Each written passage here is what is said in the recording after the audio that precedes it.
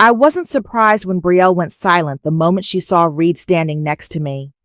The funny thing is, the people who laugh at others are usually the ones who freeze the fastest. She went stiff for a few seconds, like she was seeing something she never thought could happen. I stayed still, calm. Reed rested his hand lightly on my back like a quiet hello to the group. No one said a word. The air dropped all at once, like someone pulled the handbrake in the room. I knew this moment would come. I just didn't think it would be this quiet. If you want to understand why I stayed silent for 6 years, we have to go back to when everything was a lot simpler. I'm Talia. People usually call me the gentle one. That softness isn't something I try to project. It's just what happens when you talk less than everyone else and pay closer attention. But to my group of friends, especially Brielle, my quiet was the easiest thing to tease. If you stay this sweet, no one's ever going to notice you, she once said, with a smile that pretended it meant no harm. I knew that kind of smile. Not sharp, not cruel, just enough to remind me that in their eyes, I was the one standing in the background. I didn't react, not because it didn't bother me, but because I've always kept what matters most to myself. To them, that made me an easy target. Brielle had been my close friend for years. She had this brightness that lit up any room she walked into. She loved telling stories, loved laughing loud, loved being the center of things. Some people are built like that. Their light is strong, but so bright that they don't see what happens at the edges of the frame. I lived in that edge-steady, quiet, easy to overlook. Maybe that's why she always spoke about me like I'd never moved from where I was standing. Our friend group was used to seeing me as the quiet one at the table. During hangouts, they talked so much that my voice rarely found a space to fit in. But what amused them most was that I didn't have anyone. No public crushes, no dating stories, no messy relationship drama to share. To them, I was the perfect blank space to label. Too picky. That's why she's single. She's so sweet no one's into her. Or Brielle's favorite, I don't think Talia even knows what she wants. I heard everything. I remembered everything, not to stay angry, but to understand where I stood. There were moments when I wondered what they said about me when I wasn't there. Probably the same lines. Too soft, too plain, not interesting. I didn't blame them. People judge quickly when someone doesn't say much. They think quiet means empty on the inside. They're wrong. But I never felt the need to correct them. I just needed time. What they didn't know was that all those years, I wasn't in some empty space they imagined. I was simply keeping the most important part of my life, read away from the eyes of the people who underestimated me the most. But before everything changed, I was still the same weekend version of Talia.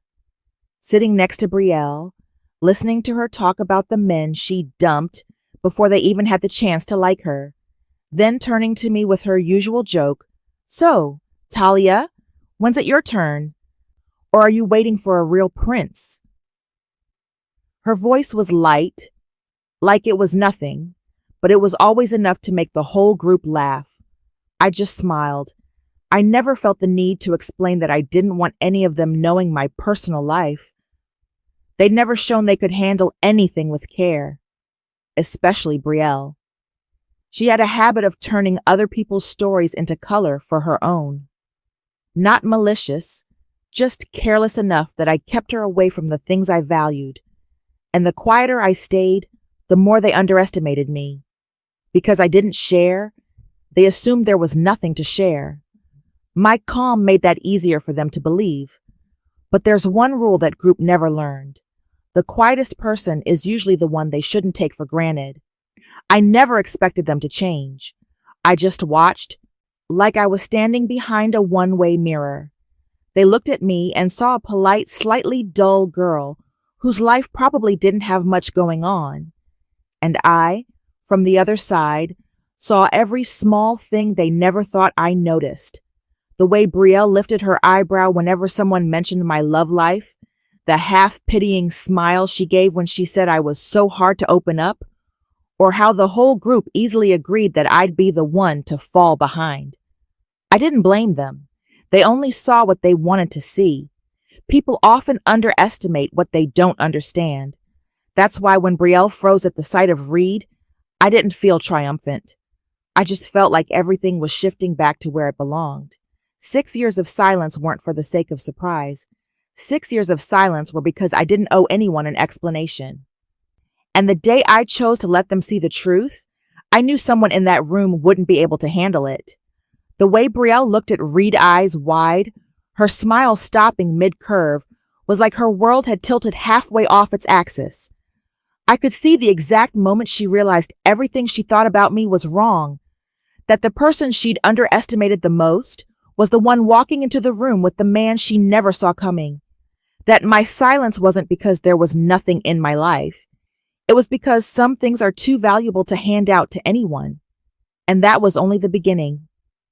The image of Brielle frozen in front of Reed was still sharp in my mind as I thought back on the years leading up to that day. Not because I wanted to dig up old things, but because every detail from the past explained why her reaction hit so hard. It all started with small things, cuts so thin people assumed I couldn't feel them. The truth is, I felt every one of them. I just didn't speak up. A few years ago, we were sitting in our usual spot, talking about dating. Brielle looked at me and tilted her head, like she was assessing something behind a glass display. "Talia, you give off that sweet girlfriend vibe," she said with a soft laugh. "Like, you're great to talk to, but to date, guys probably go for someone more noticeable." The group laughed. I took a sip of my drink, staring into the glass like that was the right response. I wasn't hurt, but I could see how Brielle believed her comment was some obvious truth. She wasn't cruel, but she had that confidence people get when they're used to being the center of attention. It made her look down on anyone standing behind her. That was the first time I realized Brielle wasn't just commenting. She thought she had the right to. Another week, I showed up late because I'd just gotten off work. As I walked in, I heard Brielle finish a sentence before she noticed me. "Looking that gentle, no wonder guys don't pay attention." The whole table turned to me. No one apologized. No one thought there was anything wrong. They thought it was just an honest fact being said out loud. I sat down. Brielle smiled brightly. "Don't mind it. I was only joking." I nodded. No reaction, no need. But in my head, a small, sharp, quiet thought appeared. Some people mistake being reserved for being weak. They don't realize silence is sometimes just me saving my breath. And that's when I started to understand these people weren't judging me based on who I was. They were judging the empty space I left when I didn't jump into their conversations. My silence made it easy for them to build a hollow version of me too gentle, too plain, probably nothing special. And they believed that version was real. Brielle especially loved teasing me whenever strangers were around. Like at a friend's birthday party, she threw an arm over my shoulder and told the whole table, "Talia looks like this, but she's impossible to date. Must be waiting for the right guy or something." Her voice sounded playful, but her eyes didn't. That look said she believed I'd always be a few steps behind her in everything. My gentleness, to her, was just a kind of helplessness. I just smiled a little. That was how I protected myself. Not because I was weak, but because I knew life was bigger than these jokes. Still, every comment Brielle made left a small mark, not deep, but enough to stack into a long line over time. She was used to treating other people like background for her own stories, and I, in a way, was the perfect backdrop. Quiet, unbothered, never fighting for the spotlight. But there was one thing Brielle didn't know. The person she underestimated the most was the one moving farther than she ever imagined. Not farther in the sense of winning or losing. Farther from the version of me they thought they knew. We had a phase where everyone believed we were close. There were afternoons when Brielle talked about the man who annoyed her the most because he turned down her invite for drinks. She never said his name. She just described him as so calm he's impossible to read, and someone who has the kind of silence that makes other people feel ridiculous. Back then, I barely paid attention. But looking back, I understand why Brielle froze when she saw Reed. Realizing something too late always hurts the most, especially when it proves that the person you underestimated is living a story bigger than the whole group ever imagined. That was what Brielle couldn't accept. The girl she always described as too sweet, too plain. No one would choose her, walked into the room with the man she once hoped to impress. But let's pause that for a moment. Because this part isn't about exposing anyone. It's about showing how unfairness never arrives all at once. It comes from small things people repeat without thinking. It comes from the confidence of someone who believes they read others perfectly. And it comes from the mistaken idea that the quiet one is always behind. I'm not someone who cares about proving things, but life has a way of proving them for you when you stand steady long enough. Every one of Brielle's little jabs was like someone drawing lines on a page that looked blank. Not painful, but still there. And I, the one they thought would always stay in my place, turned out to be the person with the story they never saw coming. A story they misread from the very beginning. I never wanted to prove anything to Brielle. I never felt the need. But my silence made her believe I had nothing worth proving. That was her biggest mistake, and the seed of a shift she never saw coming. And at this point, the unfairness had already piled up enough. No need for more, no theatrics, just time for the truth to step into the light. The rest waited for me in the moment that came next. The unfairness had reached its limit, and like everything in life, it was ready to reveal itself without me lifting a finger. Everything began on the night Brielle froze. The moment she realized all those years of taking me lightly were coming back to her, sharper than any comment she ever made about me. After a few minutes of awkwardness, the group tried to drag the conversation back to normal. But normal didn't exist anymore. Not with Reed standing next to me and Brielle staring at him like a memory she didn't manage to block in time. "Talia, this is your husband?"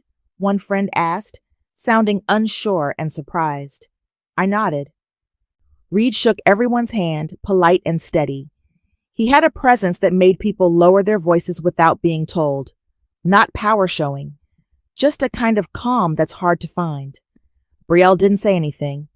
Her eyes kept flicking between me and Reed like she was trying to piece together a puzzle she should have solved years ago. Someone in the group laughed. "Oh my God, 6 years and not a word. Talia's seriously private." The whole table laughed with them. Except Brielle. She swallowed. "How long have you two known each other?" That question wasn't meant for me. It slipped out from instinct.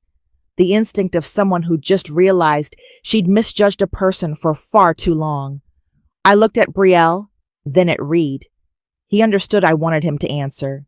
"About 6 years," Reed said, calm and simple, like it was the most obvious truth in the room. After a few minutes of awkwardness, the group tried to drag the conversation back to normal. But normal didn't exist anymore. Not with Reed standing next to me and Brielle staring at him like a memory she didn't manage to block in time. "Talia, this is your husband?" one friend asked, sounding unsure and surprised. I nodded. Reed shook everyone's hand, polite and steady. He had a presence that made people lower their voices without being told, not power showing. Just a kind of calm that's hard to find. Brielle didn't say anything. Her eyes kept flicking between me and Reed, like she was trying to piece together a puzzle she should have solved years ago. Someone in the group laughed. "Oh my God, 6 years and not a word. Talia's seriously private." The whole table laughed with them. Except Brielle. She swallowed. "How long have you two known each other?" That question wasn't meant for me. It slipped out from instinct. The instinct of someone who just realized she'd misjudged a person for far too long. I looked at Brielle, then at Reed. He understood I wanted him to answer. About 6 years, Reed said, calm and simple, like it was the most obvious truth in the room. But everyone knew it was connected. I looked at Brielle and saw something collapsing in her eyes, the image she'd built of herself, the image of someone who chooses, someone who's chosen, someone who stands above. And that image fell apart under Reed's simple sentence, neat, clean, without him raising his voice. Another girl in the group whispered, "Wait, Brielle, you always said guys like the more standout type." But the most standout guy at this table just chose Talia, right in front of you. That's interesting.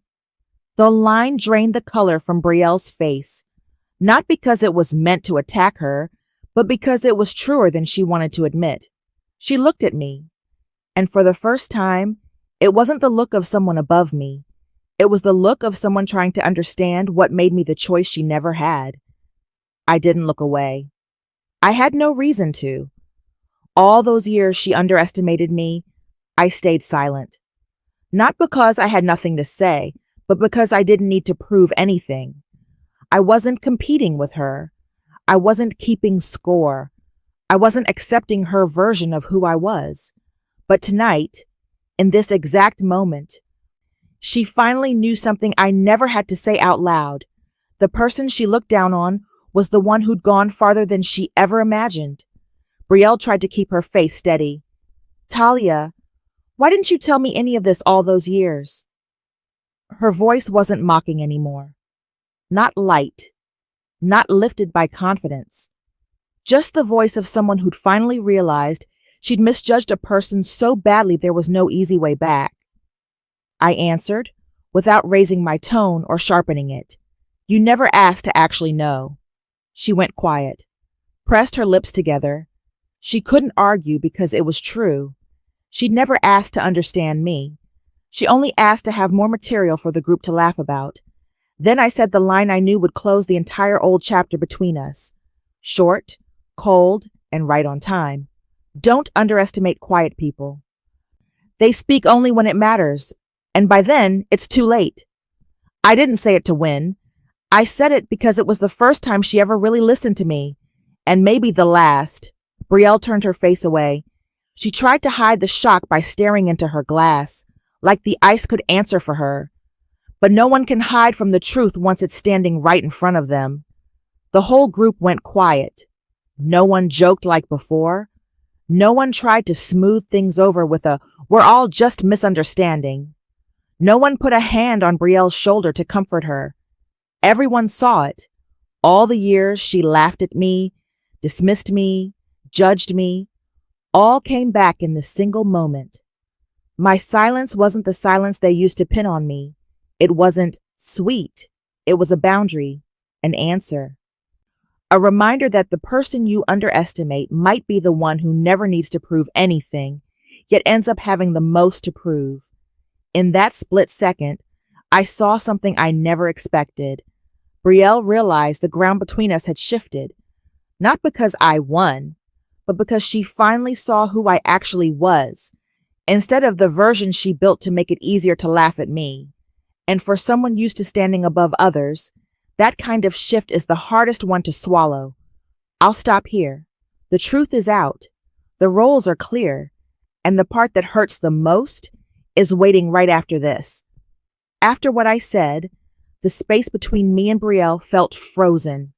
No one in the group dared step in. Not because they were on my side or against hers. They just knew something had ended. Something she'd held the upper hand in for too long without noticing. Brielle took a deep breath. She tried to pull back her usual confidence, but her voice betrayed her. "Talia, you misunderstood me. I never meant to look down on you. I didn't say anything. I just looked straight at her.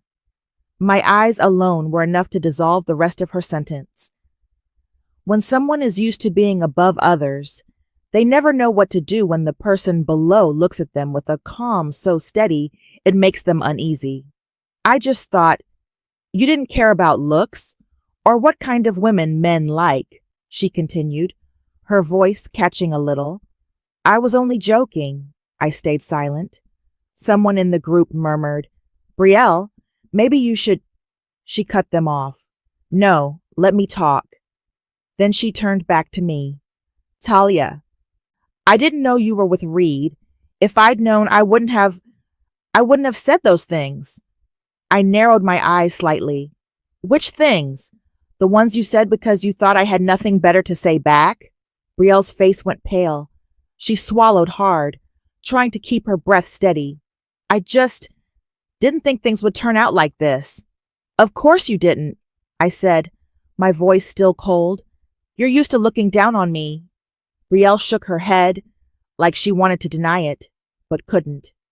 She knew everyone at the table had seen it all too clearly. Every joke from years ago had become evidence. There was no way to talk her way out of it now. It wasn't looking down, Brielle said quietly. I just didn't think you. She stopped. And I saw exactly what she couldn't bring herself to finish.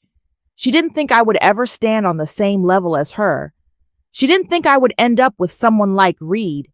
She didn't think I would grow beyond the version of me she created to make herself feel bigger. I tilted my head slightly, just enough for her to know I was listening, but not rescuing her from the feeling of sinking. Reed stood beside me, quiet and steady. He didn't step in. He let me handle what I'd endured in silence for years.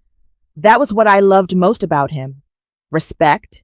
He knew when to speak and when to simply stand with me. Nothing more. Brielle made one last attempt to save her image. Talia, I really didn't mean anything bad. If I made you upset, I'm sorry. But you have to understand. I didn't know you were like that. Like that? I repeated. She went silent. She couldn't find a word that wouldn't betray her. And in that pause, I heard the truth behind what she meant. She didn't think I was strong. She didn't think I had depth. She didn't think I had enough value for anyone to choose me. And that was what terrified her. Not that Reed was someone she once liked, but that the person she underestimated the most turned out to be the one she was completely wrong about. I could have said a lot. I had every right to say a lot, but I didn't need to. I said only what I knew would end this story in the most honest way possible. You mocked me for years, but maybe that's just because you never understood who I was. The sentence landed on the table like a final marker. No raised voice, no harsh tone. But enough for Brielle to understand that any excuse now was pointless. Her lips trembled as if she wanted to respond, but the words stopped in her throat. Then it happened, without any drama at all. Silence, heavy enough that every tiny movement sounded loud. Brielle stared down at the table, quiet. None of the confidence she used to stand above me. None of the small smirk that signaled superiority. Only the truth. The truth that she'd misjudged someone and misjudged herself even more. One friend tried to lighten the moment. Come on, it's probably just a misunderstanding. Talia's not mad, right? I turned to them and answered softly, I never said I was mad. And that was the moment they understood. I wasn't angry. I was clear. Clear enough that anger wasn't necessary. Reed placed his hand on my back, gentle in the way he always showed support. He didn't step in. He didn't make the moment heavier. He just stood there, a quiet reminder that I wasn't standing alone in front of people who once made me feel small. I glanced at Brielle one last time. She still avoided my eyes, like she was afraid that if she looked a second longer, she'd see a version of me she never realized existed. I stood up. No one said a word. No one stopped me. No one was brave enough to ask me to stay. I said one last thing, not aimed at anyone specific, but clear enough for everyone to hear. No one is small when they know how to stand up at the right time. Then I walked away. Reed stepped behind me for a moment, then beside me. We didn't look back. We didn't need to. The moment I rose from that table was the complete revenge arc. Not because I won, but because I no longer stayed in a place where people were used to looking down on me.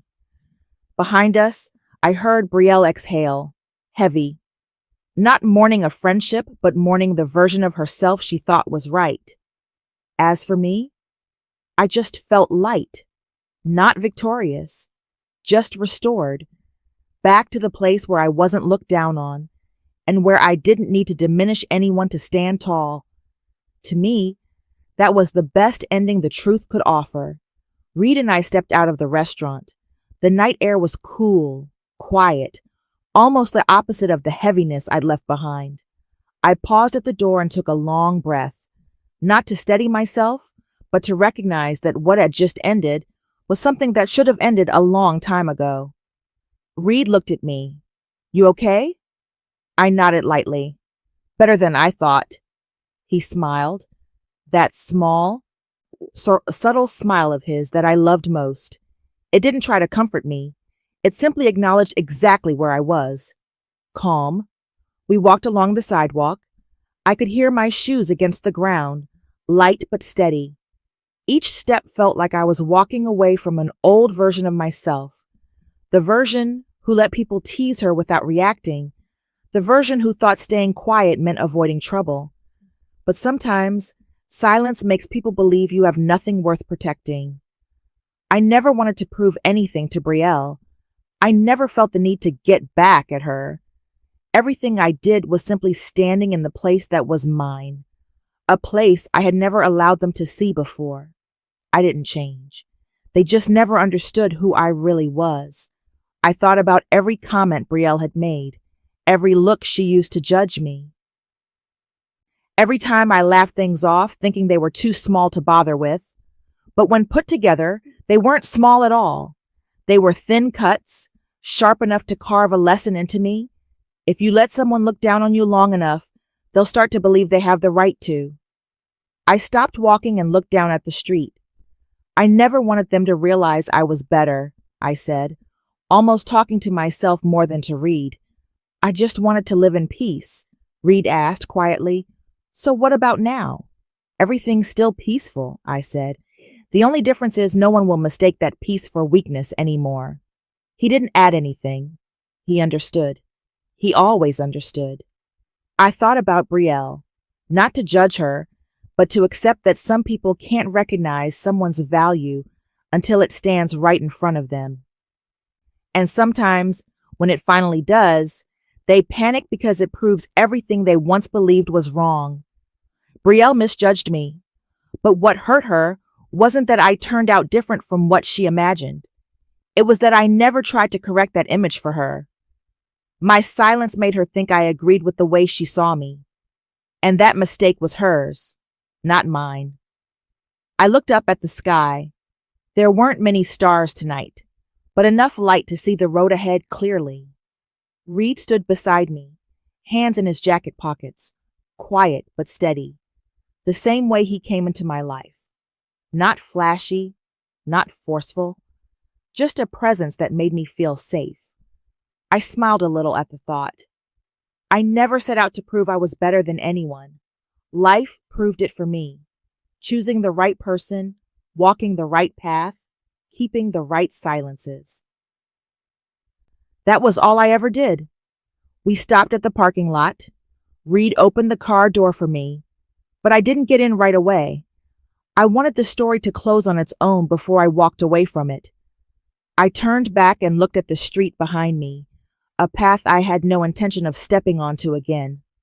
I thought about all the times Brielle used me as a backdrop so she could shine brighter. All the jokes she believed were harmless. And I thought about the final truth. You don't need to raise your voice to shift the balance. You just need to stop being the person they take for granted. I got into the car and shut the door. The soft click felt like a period at the end of a long sentence. Reed started the engine. Ready to go home? I nodded. Yeah, let's go. The car moved forward. I didn't look back. I didn't need to. What needed to be said had been said. What needed to stay quiet had stayed quiet. And what needed to end had ended. On the way home, I felt a kind of lightness I rarely ever feel. Not because I won. I don't play that game.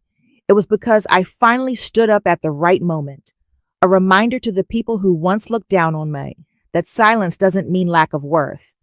Some people stay quiet because they're weak, but others stay quiet because they're moving forward, and I know which one I am. Before I end this story, I just want to ask you one thing, something I learned after years of staying silent, then choosing the right moment to speak. Have you ever been underestimated just because you're different or quiet, or because someone thought they understood you better than you understand yourself? Tell me what you think in the comments. Thank you for being here with me. See you next time.